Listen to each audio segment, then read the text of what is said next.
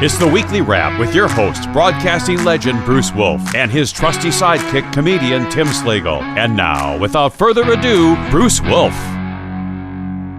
Bruce Wolf, Tim Slagle on the Weekly Wrap, and sitting in for Tim, who apparently has a paying gig tonight. Dobie Maxwell. Hi, Dobie. How you doing? Hi, Bruce. Always great to work with you. You know, I'm like the Tommy Newsom of your show when you're one of the few that get that reference. Oh, sure. When Doc Severinsen's got a paying gig, Tommy Newsom slides in. I think you're at least Skitch Henderson. Oh, buddy, that's royalty status. I'm so flattered and honored. There you go. So Dobie, and for those of you out there who don't know, Dobie and I and Spike Manton and I forget the name of the other guy. Max Bumgarner. Great guy. Which was his stage name. His real name was Ernie Bumgarner. Totally. But he liked to go by Slapsy Maxie. Slapsy Nipsey. Yeah, yeah, exactly. So we did a show on the Loop for a while, and when the whole station got sold, and then we lost. Well, you guys lost your gig. I actually stayed on, but the ratings. I remember talking to the program director after the show was canceled. The ratings came out after the show was canceled, and they were gangbusters. The ratings are really good. Yeah, the show was really trying to hit its stride. There's so many I've actor, comedian friends in California. They talk the same thing, that they were on some show, and exactly the same thing with television. And it's like, that's the way it works. Right place, right time, roll the dice. We're in that wacky biz, brother. Totally. But I do remember seeing you did a stand-up routine for all the Loop people before the show started. And I forgot where it was, some comedy club on the downtown. Probably Zany's in Chicago. Yeah, I think it was Zany's. And I'm telling you, you absolutely killed. Thank you, brother. Everybody loved it. And, I'm somebody who, I can't believe, my comedy always was in context. It's like belching in church. If you do a sports cast that's funny, well, who cares? It's not supposed to be funny. Right. But when people are paying, upwards of 90 cents to $1.10 a drink or whatever they're charging these days, they expect to be entertained. So I've always respected what you've done. Now I did have to ask you, Dobie, yes, we had you on last year. And you told a story about how Donald Trump once heckled you. True story. Yeah, that's a true story. What year was that he did that? Probably 96 or 97. Okay. I was in West Palm Beach, Florida, opening for Rosie O'Donnell, and they both lived down there. And they were friends at the time. I'm sure they're probably not now. But and the club manager, it was bigger than an average comedy club. It was about 500 people, which is big for a club. And he told me, he said, yeah, tomorrow night, Rosie, Donald Trump is going to come in and see Rosie. He was married to Marla Maples at the time, so I don't know when that was. Okay. And they said, well, yeah, you'll be on stage. We'll just slip him in the back. And obviously he wasn't president, but he was well known. And I saw the doors open up and the silhouettes walk in. Turned out it was 4 people, Donald Trump, Marla Maples, and 2 bodyguards. So I sat him down and I was doing well on stage. And about 3 minutes later, I heard, when are you going to get funny? And it was Donald Trump. I mean, and out of context, people didn't know his voice. I knew who it was. I saw the situation. And I said, nobody knows who you are. I'm in charge now. I know that's foreign to you. You just sit there and look stupid at the desk like you do at work all day. I'll run the show. 3 minutes later, I'm still waiting. Like, oh, all right. So now I went back and forth. So the sound and light guy, which he wasn't supposed to do, turns on the sound and lights like, okay, the show's over. Like the fight is over. The lights are on. But now everybody sees it. They're like, it's Donald Trump. It's Donald Trump. It's Donald Trump. And it flies all the way through the room. So he takes his bar napkin and holds it up like, okay, white flag. Ha ha. There you go. Oh, no. When am I going to get funny? When are you going to finish your haircut that you started with an egg beater? And I went out left and right on him. And the crowd's going absolutely nuts. It's like the Pope at Mozambique. I said, I said, heckling me is like tipping over a wheelchair, saying, I defeated you. Now, can I please bring up our headliner now? I'm just a working man. And it was a great moment. That's great. Rosie O'Donnell comes on, and afterwards, the bodyguard comes back and said, Mr. Trump thought you were very funny. So we could have waddled his butt back here and told me that himself, but thank you for the compliment. I appreciate it. So it turns out they didn't pay their bill. They skipped on the bill. Donald Trump thought the bodyguard paid for it. The bodyguard thought Trump paid for it. So the next day it was in the West Palm Beach paper. Donald Trump forgets to pay. So he sent $100 over there in a limo, sent it over there. And I'm talking to a friend of mine. Milwaukee is my hometown. I was talking to a friend of mine that worked at the paper up there. Anything new? I said, yeah, I'm in Florida. And I got heckled by Donald Trump last night. So it made the Milwaukee paper Okay, the there you following go. day. So now I have it documented. So as soon as he got elected, I thought, I got a great story. Whether anybody thinks anyone politically, that's a great story. It's a fantastic story. And here's the thing. I'm just wondering, since this is a politically oriented podcast, and you know, we're like in the top 2 million of politically oriented podcasts in the country. But I was wondering, do you believe that the election was rigged? Are you one of those who believes the election was rigged, but since Donald Trump heckled you, you're happy that he lost? So I rigged it for that reason. I rigged it myself. Okay. No, I'm not happy. I'm not happy he lost. No. Oh, okay. So you're as a president. It's one of those things. It's like a lawyer. You were in the law profession. You don't have to come over to my house for Thanksgiving, but if I have a case, I want you fighting for me. Absolutely. I think Donald Trump was an outstanding president, and in the comedy business, if I voice that opinion, you're an ist, a racist, a sexist, an ist. You're wrong. You're whacked out. I said, well, just look at the facts. I thought he was a great president. And I can't say that. And now I just said it on your podcast. So I'm sure I'm ostracized from the show business world, but I don't care. I really feel that. Well, look, I mean, because you're going to be doing, a gig, you're going to be at Zanies or Mr. Kelly's. I don't really know what's out there anymore. Spago. Right. You're going to be there and somebody's going to be, Googling this and seeing that you praise Trump and you're going to get hissed again. But you're used to it because you took it from the Donald himself. So I'm a hissophile. It's amazing to me how the world's out of control, Bruce. I mean, used to be back in the day, we all say that, but you could voice your opinion. Hey, I don't agree with you, but hey, let's go have a cold one and move on with life. Now I want to cancel you. I want you out of my life. I want to carve you off. Well, I don't necessarily feel that way. If someone is of other beliefs, I don't have a problem with them. And isn't it true that, most people like us who supported Trump have no problem with, anybody else. We like to be friends with people, but those people, they're the bad people because they won't be friends with you. No, they totally do. And I've been, okay, here's one word that'll start a rumpus: vaccination. I don't want to get in that thing, but it's like you mentioned that. Oh my God, that's even worse than politics. Well, let me ask you this, since there was some news this week. Ron DeSantis, who looks like the presumptive heir to the Republican throne. Who I absolutely love. Yeah, I like DeSantis too, although I'm a little bit troubled because, he is convening a grand jury to investigate vaccinations. And it seems like he's doing it for the cynical reason to blunt the support that Trump gets from the anti-vaxxers, if you follow me. But he will probably pivot in the general election if he gets the Republican nomination, because most of the people in this country like the fact that there were vaccinations. I got a feeling that you are an anti-vaxxer. Am I right? Well, I don't necessarily like to use that term. And if I could say that, it's not right for me. I'm not anti-vaxxer. I'm anti this particular one. And I after I worked at the Loop, I hosted an Art Bell type show. And the station manager said, we need somebody crazy enough to pull it off, but stable enough to show up every week. It was on Sunday nights. And I still get a lot of those. It's hard to do. It's hard to find that mix. Sure. And I get a lot of newsletters from those people today. And I'm not saying I believe any of it, but I do open with an open mind. And I'm thinking, geez, this particular vaccine, I think it's a lot deeper than it is. It gets a little woo-woo. So I don't believe in it. If someone else does, you don't believe in the vaccine at all. This particular one. I don't think this particular one, shot. I think there have been 5 of them. There have been 5 of them.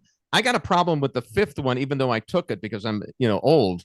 But, I could understand there being questions about, for example, if 18 to 30-year-olds were risking getting myocarditis and they didn't really need the vaccine. And so I wouldn't mind the blue ribbon panel looking into it. Of course, talking grand jury, you're talking criminal, and then you're thinking all kinds of conspiracy. But now that I hear that you're an Art Bell acolyte, it's all starting to make sense to me. I have tinfoil underwear on as we speak. I can't wear a hat. I didn't want to. That's where it goes. So, you were against, when you say this particular vaccination, like you're in favor of the polio vaccination, but not this one. Yes. But not this one. Yes. And I just, here's what's in it. Nobody knows. You can't unget it. And I know, I am of good health during the pandemic. Did you get COVID? I did not.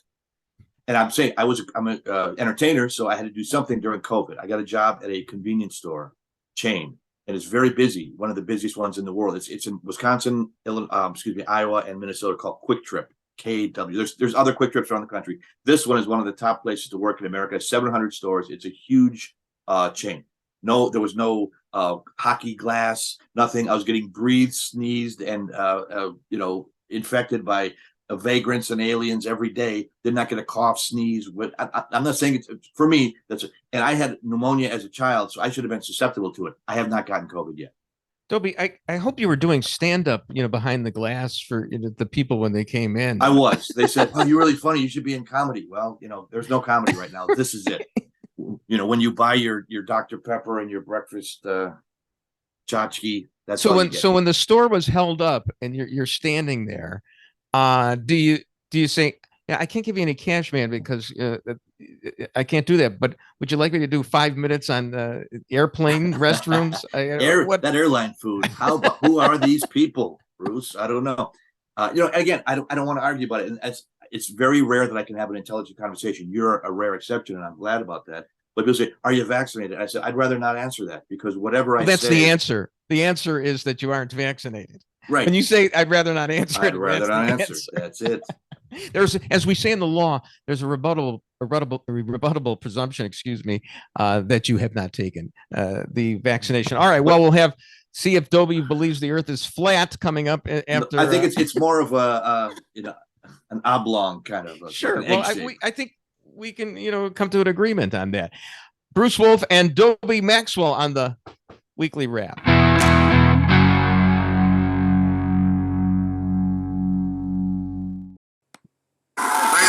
some noise for the richest man in the world.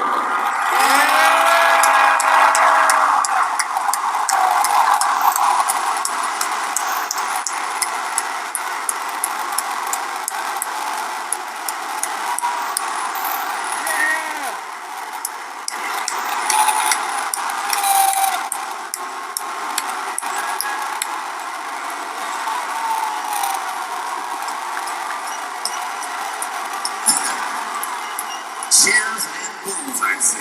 Bruce Wolf and Dobie Maxwell in for Tim Slagle on the Weekly Wrap. And Dobie, you're a stand-up comedian. You know that all it takes is like 10 or 20,000 rowdy people to wreck it for the rest of us, at a concert, right? That is true. So I mean, Musk sounds like he's being cheered there. And yet all the headlines say that he's booed. Your interpretation, Dobie? Yeah, I mean, it's like the WWE. Stone Cold Steve Austin shows up, and it's like people boo, but enough people cheer where they make him a good guy. It's part of the storyline. I mean, anybody famous is loved and hated. And I don't think people, when they dream about fame, enjoy. Howard Stern, more people listened to him in his peak to hear what he would say that hated him than loved him. Can you handle it? You're a controversial sort on the air. I love you, but not everybody does. Does that make you not show up? The funny thing is that I always wanted to be loved by everybody. I think, sure. There's a story. Larry David was at Yankee Stadium. There were 50,000 people there. Mm-hmm. And on the Jumbotron, they showed him in the crowd, and everybody cheered. Everybody went crazy nuts for him. Yeah. He walks out of Yankee Stadium after the ball game, and a cab driver goes by and says, "Larry David, you suck." And that bothered him the rest of the day.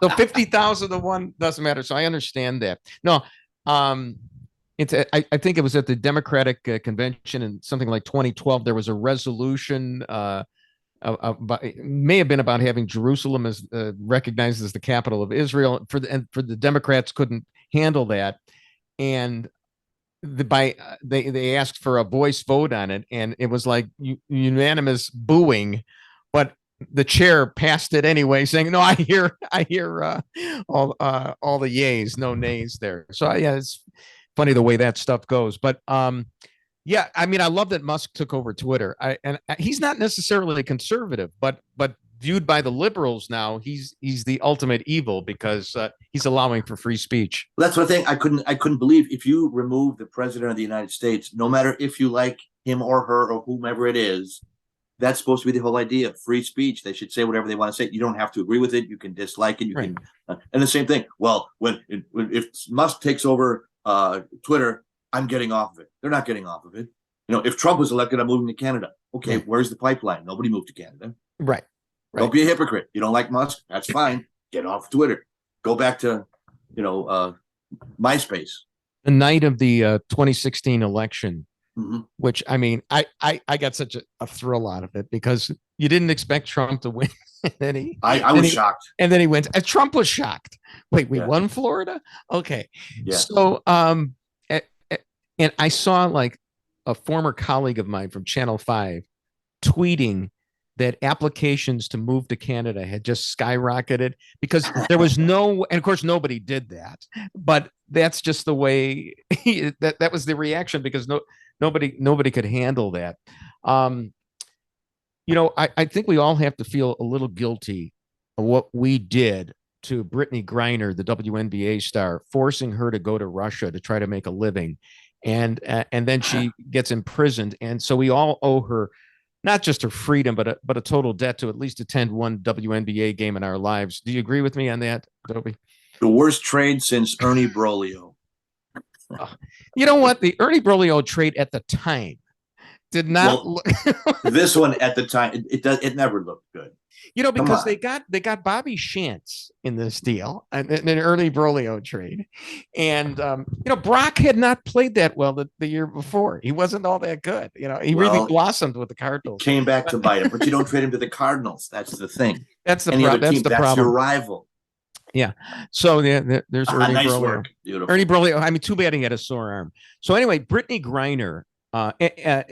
It was a wonderful illustration of virtue signaling by at its best. I mean, you really can't top that because Randy Weingarten, for example, she's the National Teachers Union head. Mm-hmm. Yes. He was like, praising this that we freed this black gay woman, and that was what it was all about. Allegedly. Well, here's the thing.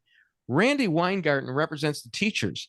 There happens to be a teacher in the in Russia right now, an American teacher who basically was charged with the same kinds of things that Brittany Griner was that hasn't been freed. So Randy Weingarten preferred the black female lesbian over her own constituency, which is teachers. So, I mean, a dissident to be named later is thrown in that trade. Yeah, sure. Do you remember Harry Chappis? He was a player for the White Sox at one point, and the Cubs. He was once the player to be named later in a trade for himself. So as was Harry Cheedy. No, it was Harry Cheedy. You're right. Okay. I'm wrong. It was not Harry Chappis. Harry Chappis was that little guy, shortstop. Hey, thank you for picking. Boy, that's E6 on my part, right? No, that's okay, buddy. I'm here to help. Harry Cheedy. Skitch Maxwell with the save. No, thanks for that save on that one. You're because welcome. We would have gotten scores of hate mail on that. So I'm hoping for okay, so I'm thinking that since this was a bad thing that we had done, can we at least forgive her student loans as well? We got to do that. I want to auction off her letter jacket. But here's the thing. They were trying to downplay the significance of this Victor, with a K, Victor, it's like it's the bad guy wrestler. It's a bad guy wrestler. It is. With the mustache, the bad 70s porn mustache. Yeah, or the communist spelling with like a backwards K, Is there an umlaut in there somewhere? Yeah, Victor. They were, trying to argue that this guy's a has-been, and that his network has frayed and his business model has collapsed. That's Amway.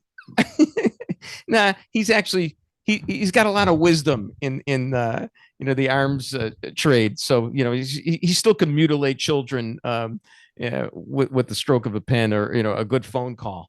So anyway, it was just horrible this deal. And but I mean that's the Biden administration. Yeah, there's a picture of him right now, and yeah, he looks like a villain in one of the Die Hard movies. One of the Die Hard movies, or like you say, I see him tag teaming with Dick the Bruiser against Mitsu Arakawa and Dr. Moto. So what a great Bobo Brazil.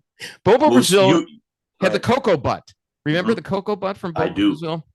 And so you were watching at the same time I was, and I'll never forget, like 20 or 30 years later, I have a 7-year-old son, and he's telling me that wrestling is real.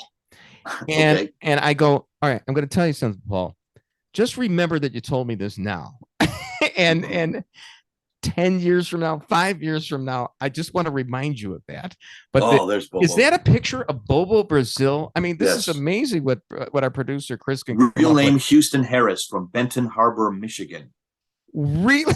Bobo Brazil, yes, 6'6", was a football player who blew out one of his knees. I don't know exactly which one.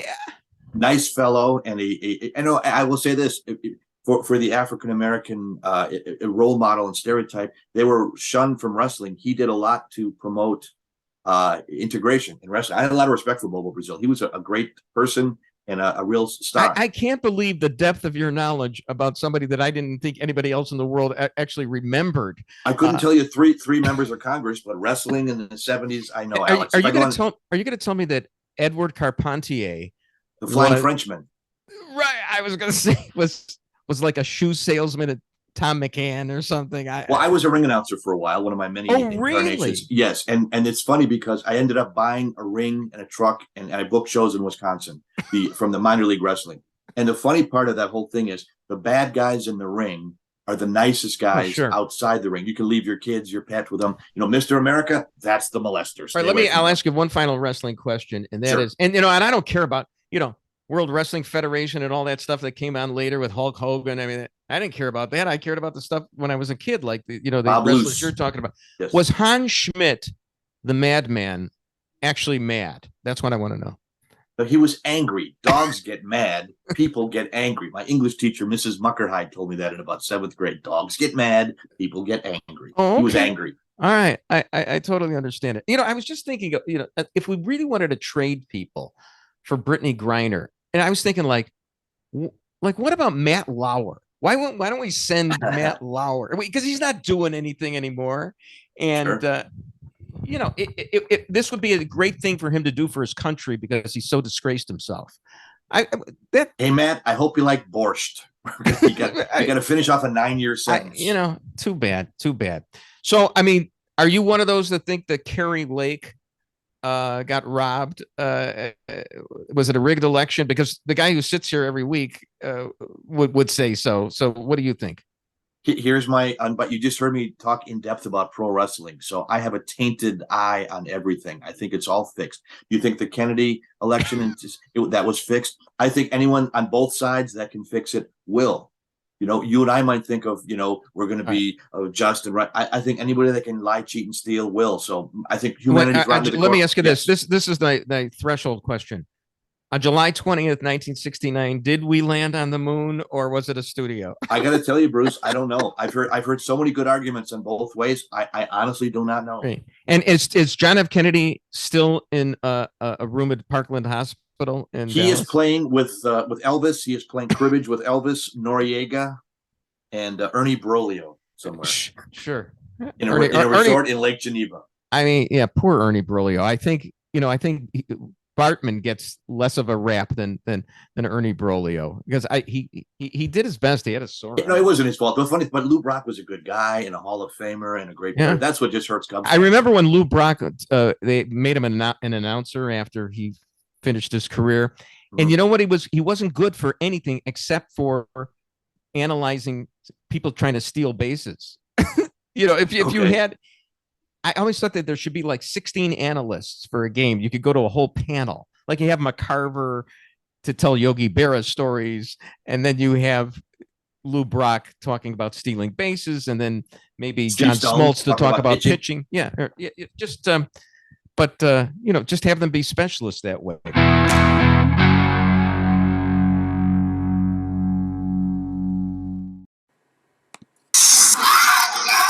seconds after these York High School teenagers pushed a student with Down syndrome to the ground in a bathroom, you can hear them yell, "Get him!" You can also hear the students laughing and taunting the boy, who then sought refuge in a bathroom stall. The video began circulating among York High School students. Bruce Wolf, Dobie Maxwell in for Tim Slagle on the weekly wrap. And I guess the news today, Dobie, is that the parents of the Down syndrome kid did not want to press charges against those kids. You know what? And they wanted to keep it a school matter. And I know that there were a lot of people who, wanted to get involved in this and, thought that whatever punishment there wasn't enough. I guess a couple of the kids got suspended. One of the kids transferred to another school. But I could see the parents, not wanting to turn this into a circus. I can see that totally. Yeah. Well, here's what should happen. The kids' parents that were going to get prosecuted should have to take care of a Down syndrome kid for a week and see how much you're not going to be doing a lot of making fun after that. Yeah. No. I mean, it was a horrible thing, but I just didn't like, everybody was peering in on this, and, some people, perhaps well-intentioned, were saying, well, it's not enough. And, and these school boards tend to cover things up all the time, and the teachers as well, because they care about themselves and nobody else. But, I understand that, especially what happened in Loudon, Connecticut with the sex abuse thing that happened. But yeah, I totally understand, what happened here. As a matter of fact, I didn't even look at the whole clip of the incident, because I just feel like you shouldn't look at those things. You shouldn't look at I did for show prep, and it was uncomfortable. It was. No, I don't like to look at those things. I don't like. No. I used to tell my family not to look at the first round of American Idol, because they had people on there. Well, I used to be on the Fox morning show, so we'd have local people who had been on the night before, and invariably these people who bombed out in the first round and were local people had something wrong with them, and they shouldn't have been made fun of. And I also don't like to look at be part of gapers blocks on the expressway, even if I've waited a half an hour in line, for my view of the accident. Yep. I don't like to look at that. And which reminds me, my last radio job was on WLS radio, and we had a traffic reporter, and she was well-meaning. She had a great voice, but she used to refer to something called an ongoing accident. And I was, how is an that's my life, Bruce. Right? Are accidents like in perpetual motion? I mean, don't they end at a certain time? Then there's a scene for the accident, but the accident itself is not ongoing. But I didn't want to go there with her, because I think she had enough problems. But the residue, I think, of cleaning it up is the hard part. Yeah, I think. Yeah, Kennedy. The salvage situation. So anyway, pivoting right now to this, and I always forget his name because I have short-term memory problems in my dotage. But his name is Sam Bankman-Fried. Am I right about this? Correct. Fawcett Majors, Rodham Clinton, Abdul-Jabbar, the ultimate hyphenated person. Yes. Merrill Lynch, Pierce, Fenner, and Smith as well. And Dewey, Cheatham, and Howe. Yeah. So so I guess he has these progressive parents who are trying to help him out a little bit. And there was Andy McCarthy in National Review wrote the other day, the guy was about to be hauled before Congress to testify, I guess. And then there was kind of like a Frankie Pentangeli, or whatever his name was, moment where he doesn't get to testify because the government decided to charge him, or they were going to arrest him, and now he's being detained in the Bahamas. But why would they do something like that? And the suspicion, of course, is that because he's got a lot of bad things to say about Democrats whom he donated millions of dollars to, and they don't want to be embarrassed by that. However, I think he himself said that he had donated dark money, quote unquote, to Republicans. You just can't publicize that because everybody gets on your case if you donate to Republicans, but you can donate to the Democrats. So it is a puzzlement.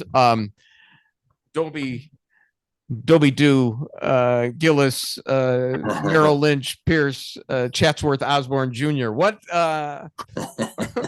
were you named, in fact, for Dobie Gillis? No, I thought I told you the story. I can tell you if you like. I forget. Okay. My last name at birth was Dobriant, Dobrient. Okay. My first name was Mark, and at that time, my age kids, there's a lot of Marks. There were 6 count them, 6 Marks in my class. There was another Mark D. I became Dobie at about age 8, like Beaver Cleaver. Sure. And someone says Mark, I don't even turn around anymore. And I changed my name in 1991. I went in front of a judge. It cost me $200.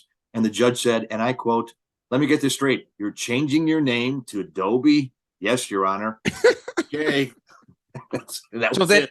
he ruled that you couldn't do it by reason of insanity, right? No. I tried to plead insanity. No, I got a new credit card and a driver's license and a birth certificate, and it says, formerly known as, and that's it. So on my birth certificate will say Mark O'Brien, and Wayne was my middle name, the #1 middle name of serial killers. So my official legal name is Dobie J. Maxwell. What's And the J Maxwell for? was because it was your choice Genius. of coffee. It was the richest kind. No, right? I like the car and the Jack Benny show, the Maxwell that he drove. Oh, there you go. What the thing was, I needed a last name because, just how about Marx? Well, Marx Brothers, that's been taken. I just Okay. thought Maxwell had 2 syllables. So now I get Maxwell's right. Or do you know the Cincinnati Maxwell? No, I made it up. Sorry. That's the name, like Hulk Hogan. You think his real name is Hulk?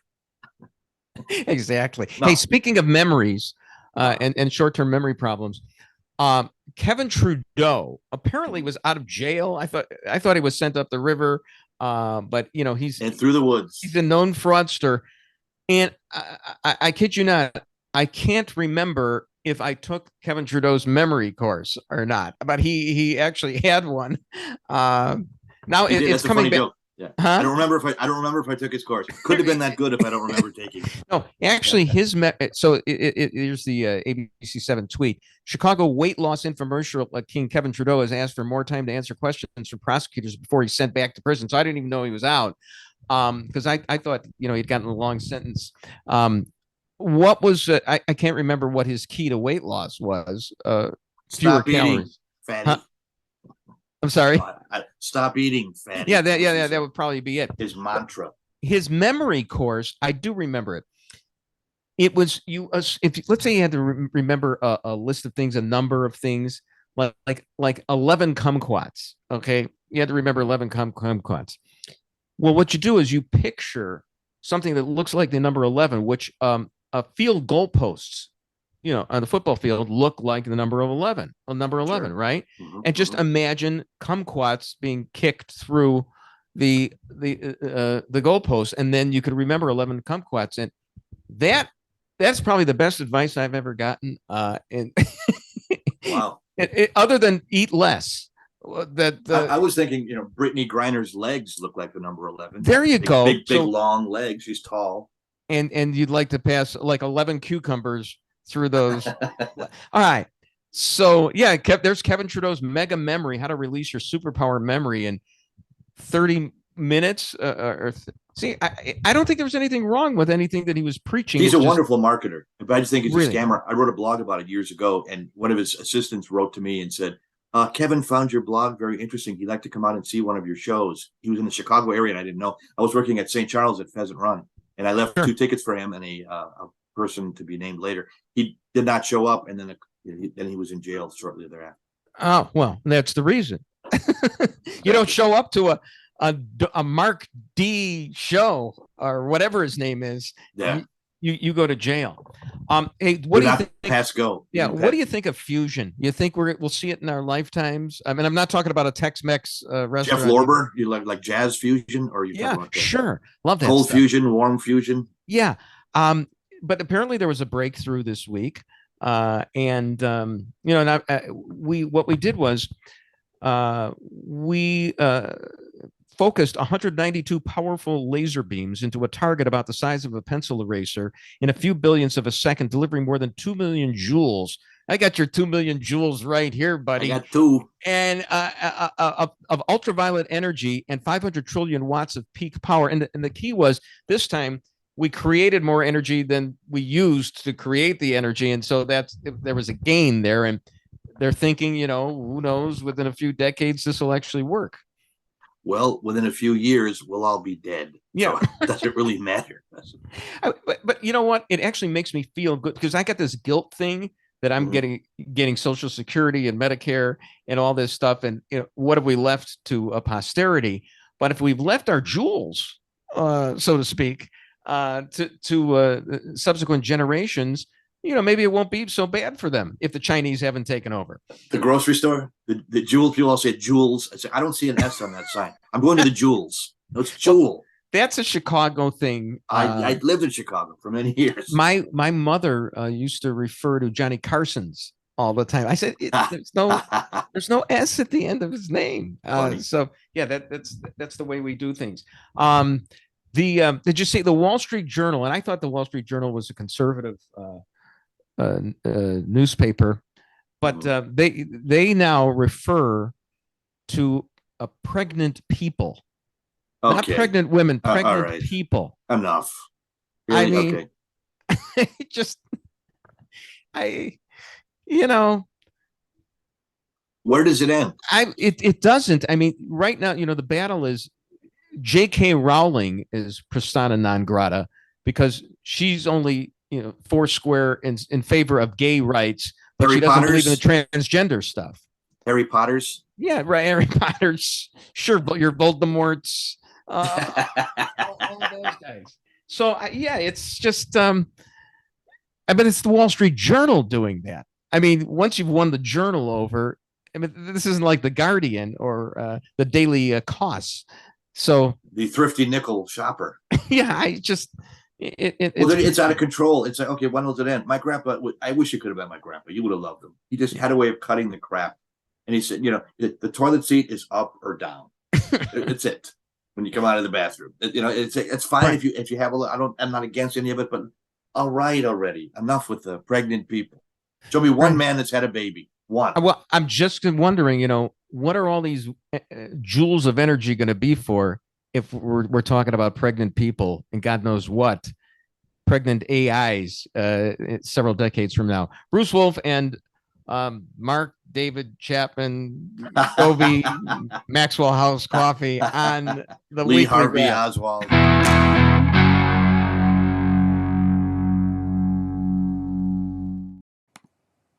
This idea of purity and you're never compromised and you're always politically woke and all that stuff. You should get over that quickly. The world is messy. There are ambiguities. Yeah.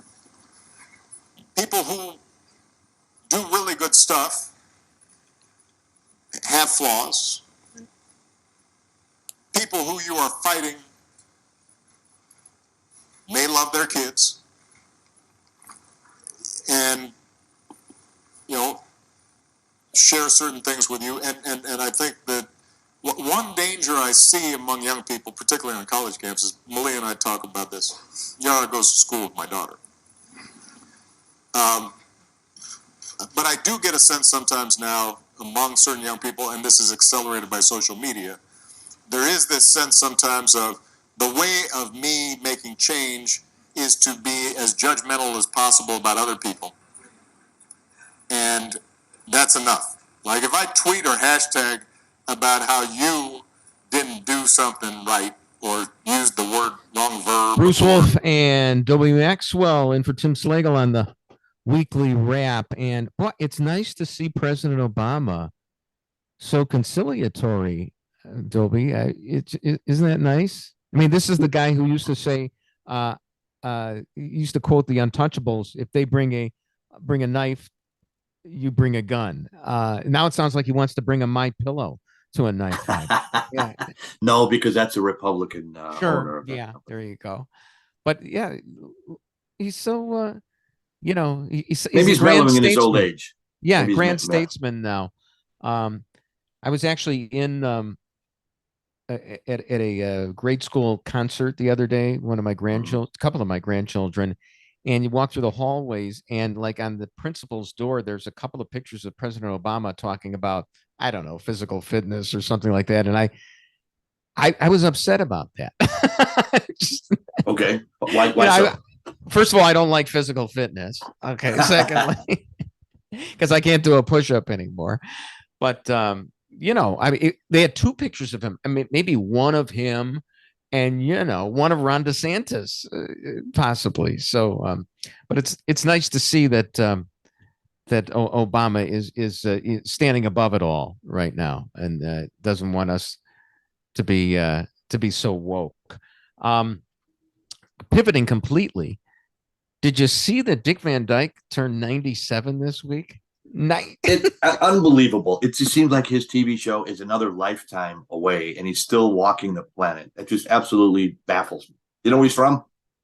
Danville. Very good. Yeah. I knew you would know that. But, and you say that he's walking away. I was thinking maybe walking, but I think he's sidestepping the ottoman in the opening of the Dick Van Dyke show right now. Somebody tweeted to me, yeah, he probably is sidestepping the Ottoman Empire. He's so old, but bada bing, bada boom. Dick Van Bada Fuko. 97 years old, and yeah, it's unfathomable. Now I did a show in Los Angeles right before the pandemic at the place where allegedly Robert Blake, Vitello's. No, it's an Italian restaurant. And upstairs, where Robert Blake and his wife, that whole situation, that's where they went the night she was murdered. Oh, they had an upstairs comedy night in there. I don't know if you know who Wendy Liebman is. Yeah, very, very funny. So she put it on the show, and I got to fly out from Chicago. It was really fun. And I heard that the month before that Dick Van Dyke did a one-person show. This is a couple of years ago, so he must have been 93 or 94. He did a one-man show in the same venue that I did. So unreal. But you probably get nervous watching that, like, is he going to remember everything? It's when he calls for Mel, and Mel's been right dead for 30 years. Mel's not there anymore, Dick. No, he's not there. No, Rob. Maury. Rob. He's dead. So are you familiar with the, Project Veritas? They do the surreptitious recordings of people. It's kind of like Candid Camera, only politically, and they catch people in the act of being themselves. Like the Haldeman and Ehrlichman Watergate tapes? Yeah. So they did one in Chicago, and the Francis Parker School, it's only $40,000 a year to send your kids there. And they got a guy on video, apparently, at Francis Parker, talking about positively about how they show the children there, because they support LGBTQ plus butt plugs. And it's a paid endorsement, kind of like right. Willie Mays for Ovaltine. Yeah. So, well, the school got up in arms over this because they said that their dean, who promoted all this and was caught on tape in the act of being himself, as Alan Funt would say, was that they had misrepresented what the dean had said, and they had maliciously edited the video. Of course, nowhere in any of the stories that I've seen have they demonstrated how the video was maliciously edited. I mean, the guy was caught saying what he had to say, and then just to compound the felony, or being an accessory to the crime, Channel 9, which it's part of the herd, when they did the news story, the newscaster named Ben Bradley, who's actually a pretty good reporter, I've seen him, was just reading, and what it says is, an elite private school in Chicago is facing online criticism after a dean was recorded by a right-wing activist group talking about the school's sex ed programming. Francis Parker School in Lincoln Park is the latest target of Project Veritas, a far-right activist group. Now, it's interesting. Channel 9 never describes Kim Fox, the state's attorney, as a far-left state's attorney, even though she's so far left, she's right. Yeah, no, I mean, it's so the story's unfair in the way it was presented. They caught the guy, and what you should do is, when you're caught like that, say, damn right, we're here, we're queer, get used to it, instead of trying to pretend like you're something else. And I'm sure that the people who send their kids to Francis Parker, it's $40,000 a year. Mm-hmm. I'm assuming this is all trust fund money, and fourth generation money. And yeah, by that time, you've got to be experimenting with so many other things, because you never have to make a living doing anything. Well, right? They have a really good lunch program. They have a 7-course meal, foie gras. Yeah, foie gras, I think, is verboten. That nobody. You're not supposed to eat $40,000 a year. You can have anything. I guess you can. Kosher spam. I don't know how they do that. So I don't want to, get you talking about stuff that you don't really care about. You don't sound like a guy who watches a lot of Netflix series like I do. Do you watch any of that stuff? I should, Bruce. I haven't You seen should. The Sopranos. I haven't seen Seinfeld. Drew Carey is a friend of mine. I've never seen his show. You haven't seen Seinfeld. Well, Seinfeld is something that Dobie that ended in the 1990s. I understand that. I still haven't seen it. So I mean, if I talked about the finale of White Lotus, that would be foreign to you. I'm not going to do it. I'll skip it over. Skip over it. No, and it's one of those things where I just don't have that kind of time in my life. No, I could have budgeted that, but I've been working at nights for the last 30 whatever years. I know, but there is a thing called, it's like on demand nowadays. Yes, I can on demand. I get all that. I just haven't. Well, it's interesting to me though. So, how do you stay in tune with the culture? Because I don't. You don't. I'm still binge watching My Mother the Car that I got on beta tape. Look, nothing beats a good Ann Southern tribute, as far as I'm concerned, with Jerry Van Dyke.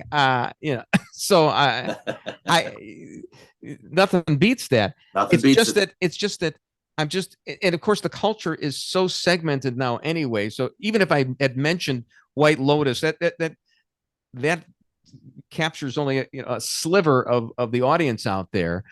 But I'm trying to make this appeal to a wide demographic, because I want to get us up into the top 2 million of the 4 million podcasts in the United States. I think there's 4 million podcasts in Lake County alone. It really is. It's amazing how many podcasts there are. Yeah. So I mean, what do you keep up? How do you keep up with the culture? Do you care or no? I don't. I'm to the point where you damn kids get off my lawn. I don't care anymore. I have all the music I need to have. I have all the movies I need to see. I have DVDs and probably 150 or 200 and all the guy movies, Godfather, Goodfellas, Fargo, blah, blah, blah. All right. Well, I will tell you this. I wasn't going to bring this up, but Saturday afternoon had nothing to do. There was nothing really on TV, whatever, no good football. I turned on, I don't know what movie channel it was. Caddyshack was on. Oh, you got to watch it. I even missed the Bill Murray part, with the famous scene when he talks about golfing with the Dalai Lama. But I remember seeing that movie in the movie theaters, and it must have been, I must have had a long day or something. I fell asleep at Caddyshack on a Saturday night. But of course, then everybody knows all the lines and every scene is famous. It's a Casablanca like that way. It is. But Ted Knight wore blue, Rodney Dangerfield wore gray. Yeah, it's very Casablanca like. So, but I got to tell you, at the point where the Bishop plays, and I'm a golf aficionado, when he goes out into the course with Bill Murray in the thunderstorm, and I was paroxysms of laughter. It was so I actually played golf with Harold Ramis's father a couple of times. He lived in Northbrook. He played with an orange ball, a little old man, and I remember him telling me that Harold was trying to needed to make this movie Paradise work for him. I think it was called Paradise. This is way before any of the hits, and I actually had Harold Ramis on TV a couple of times, and he was very, very nice. Sad that we lost him. Fantastic talent. But that movie, I mean, Caddyshack, so I was wrong. I'm just saying I was wrong back in 1982 when I didn't like Lacey Underwalls. So we had her on the loop when I worked with you. I don't know if you were part of that. I did not know that. Yes, I didn't. And Cindy Morgan. Yeah, right. Very, very nice, and she told about the behind the scenes kind of thing. Yeah, she was really good. Yeah. Well, okay. Can you tell me one thing behind the scenes? I can't remember. Oh, I guess they were all doing things that they. They're all doing major drugs. Okay. Yeah, that was the time though. One of my favorite scenes is Chevy Chase is in Bill Murray's digs, which is like the shed for the caddies, and Bill Murray is growing this grass and that you can golf on during the day and then smoke at night, which is funny enough. But what was really funny was he was describing the different kinds of grass, and they're like all these different kinds of grass that real golf courses use. So it had authenticity to it. It was It was very, very. Now, what's your opinion of Bill Murray? I just hear stories that he's the greatest guy in the world. He's not great. He's super talented. I love his. I've never met him. You know, I've loved a lot of his stuff. I got to tell you, he sang during the 7th inning stretch, I believe, at the World Series. And the only excuse I can tell you is that I hope he was drunk, because he was making references like to Daffy Duck or something. And during the 7th inning stretch, it made no sense whatsoever. I mean, it wouldn't have even ranked as in the top 4 million podcasts. It was so bad. But I mean, no, I love him. Groundhog Day and everything else. And and I saw him at Second City. Him at Second City. What was he doing? He was doing a Las Vegas weatherman. So he's doing the weather on TV like he was a Las Vegas lounge act, which is, of course, what he did on Saturday Night Live. I will give you a little inside scoop here quickly. I know I'm sorry we're going off topic. That's okay. But there's a guy named Skip Wagner who was a lounge singer, and he worked in a place called Three Lakes or Wisconsin, up northern Wisconsin. And Bill Murray's family went up there as a kid. I knew Skip Wagner when I first started in comedy. That's where he got the inspiration for that character. There we go. Well, you've been an inspiration to me, Dobie. Thanks you, so Bruce. much for joining us. Bruce Wolf, Dobie Maxwell on The Weekly Wrap. See ya. And that's The Weekly Wrap on radio and television. Follow Bruce at Bruce Wolf Shy on Twitter and Tim at timslagle.com. The Weekly Wrap with Bruce Wolf, a CP Pods production. Copyright 2022.